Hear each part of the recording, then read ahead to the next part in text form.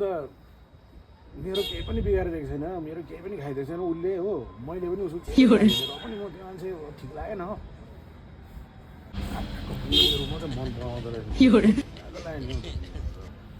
अन्त गएर चाहिँ घरमा चाहिँ बुढी बुढ्दो रहेछ कहाँ गएको यहाँ बस न सुन नै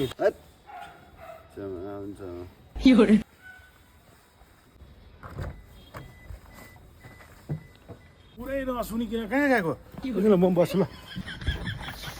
कहाँ गएको पुरै नसुनिकन तिमी चाहिँ कहाँ बाटो गाडीमा बसिहालेको अल्छी लाग्दो भयो नि त के अल्छी लाग्दो भयो मैले त राम्रो सुन साह्रै नराम्रो रहेछ नि त त्यो मान्छे लागेन नि त ओ सुन नि यता हेर न त्यो भाइ त भयो तपाईँ जानु त अर्काको कुरा मात्रै जानु होइन जानु तिमीले कुरा बुझेन रहेछ म अगाडि आउँछु जानु भनेको ठिक गर्नु होइन एकछिन तिमीले कुरा बुझाउन र म कुरा बुझाउँ भनेको यहाँ अगाडि आएर बुझाउँछु नि त जानु भनेको